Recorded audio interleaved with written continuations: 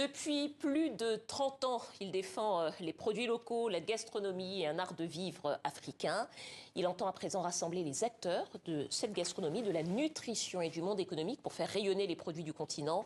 Le chef camerounais Christian Abégan est notre invité ce soir. Bonsoir. Bonsoir Christian. Bonsoir. Soyez le bienvenu au Journal Afrique. Je suis ravie de vous accueillir. J'attendais ce moment avec impatience depuis le début du journal. Alors, les initiés à la bonne cuisine africaine auprès de on ne vous présente plus, mais je vais quand même dire 2-3 infos pour les autres, pour vous situer.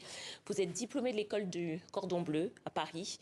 Vous ouvrez votre premier restaurant chez Abégan à Douala au Cameroun et puis le Palanca à Paris. En 2009, vous êtes devenu le premier chef africain à obtenir le trophée d'excellence des cuisines afro-caribéennes. C'est bien ça. Oui, et puis en 2010, grand diplôme d'honneur de l'Institut de la gastronomie française. Et puis, ceux qui regardent la télé vous ont vu dans Star Chef, émission de télé-réalité sur la cuisine diffusée sur une vingtaine de chaînes africaines. Christian, en un mot, peut-être pour vous présenter et résumer votre activité en un mot, l'exportation de la gastronomie africaine, la promotion de la gastronomie africaine, c'est votre moteur.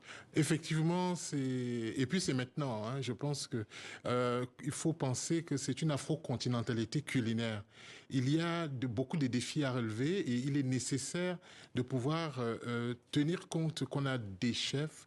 C'est pour ça que j'ai créé l'Arche culinaire, parce que c'est un manifeste, qu'on a des chefs, on a des professionnels, parce que la prochaine destination culinaire à découvrir par le monde, c'est l'Afrique, la gastronomie africaine. Alors, vous parlez de l'Arche culinaire africaine. Effectivement, c'est le projet que vous avez lancé cet été.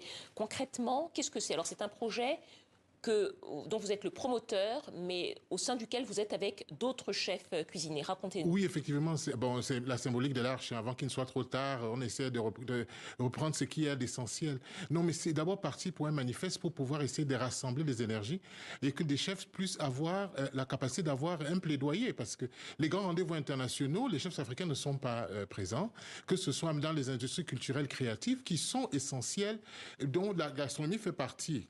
Et il est nécessaire, je pense, il a été nécessaire de pouvoir réunir, parce qu'ils sont demandeurs, et souvent même dans les Caraïbes, hein, on n'a pas la visibilité des chefs, des professionnels qui respectent, qui connaissent le métier et qui peuvent donner le là d'un métier. Parce que si quelqu'un opère les oiseaux dans une volière, il ne peut pas opérer les yeux. Christian, vous travaillez avec d'autres chefs africains qui font aussi de la gastronomie. Peut-être vous pouvez nous parler d'eux. Avec qui est-ce que vous êtes? Oh, beaucoup. Hein. Lalaina, qui est d'autres générations. Hein, je peux dire, il y a un chef à Madagascar qui est excellent. Lalaina, il y a il y a Dieu veille Malonga et puis tous ces grands chefs, Coco, la chef Fanto, la surprise un peu que je peux dire pour aujourd'hui, que je peux vous faire goûter une des recettes du chef pâtissier Issam, le pâtissier du désert, qui fait donc des pâtisseries à base de cola. Là, vous avez une tarte à base de baobab et de cola. La cola, vous savez ce que c'est, mais en faire une gourmandise, c'est quand même très surprenant. Alors Christian, vous avez vu, je suis venue équipée de ma fourchette parce que je vais goûter tout ça. C'est mon privilège.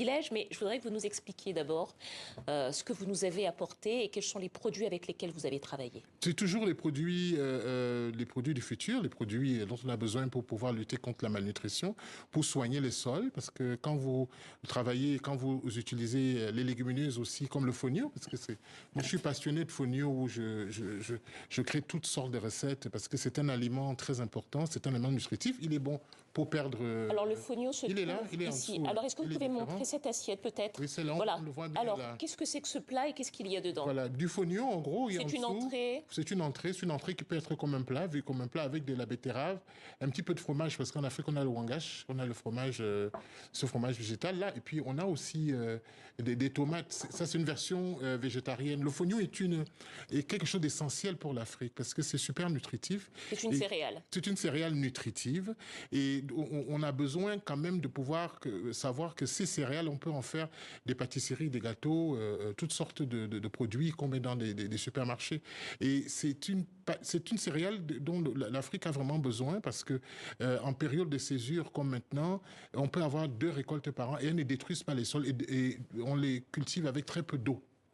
Alors justement, le concept de l'Arche africaine, c'est bien sûr parler de gastronomie, mais c'est aussi, comme vous venez de le faire à l'instant, parler de nutrition, parler aussi d'agriculture, de sol, parler de santé également.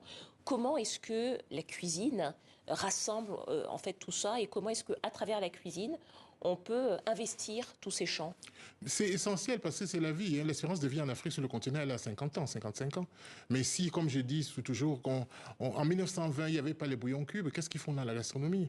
On est dans un pays, en France, qui respecte. On ne va pas avoir un cassoulet avec des bouillons cubes. Donc, il y a quand même un désordre institutionnel qui est en train de se passer sur l'énergie culinaire continentale où il faut respecter l'élaboration des recettes. Et c'est pour ça que les chefs sont en bout de chaîne de bord-champ jusqu'à l'assiette pour pouvoir insuffler, donner et donner des indications même aux gens qui cuisinent et être le véritable reflet, le boulevard. Et surtout, au problème de santé, l'obésité morbide est sur le continent. On a droit à 5 grammes de sel par personne par jour. Donc, vous imaginez, dans certains pays en Afrique, quand ce soit le sucre, il y a beaucoup de désordres au niveau de la santé. Et donc, ce que vous êtes en train de nous dire, c'est qu'en réinvestissant nos produits locaux, on peut à la fois combattre les problèmes de santé et se nourrir tout à fait correctement avec des rations suffisantes. Quand on regarde un petit peu des cuisine patrimoniale, on a cet ADN, vous avez cet ADN culinaire, vos grands-parents, vos grandes-mères, votre maman, elle a mangé certains produits comme du gombo que vous avez, même si vous êtes dans un autre pays, vous allez le ressentir. Et même le développement est nécessaire de pouvoir recentrer donc le regard sur ces produits-là. Parce que tous ces hôtels qui se construisent sur le continent, on vous sert des pizzas. On vous sert des... Bon, il y a des initiatives, mais il faut faire pas mal de choses. Merci à vous, Christian Abégan. Je rappelle le concept l'Arche culinaire africaine. Et c'est maintenant l'heure de la dégustation. Je vous dis à vendredi.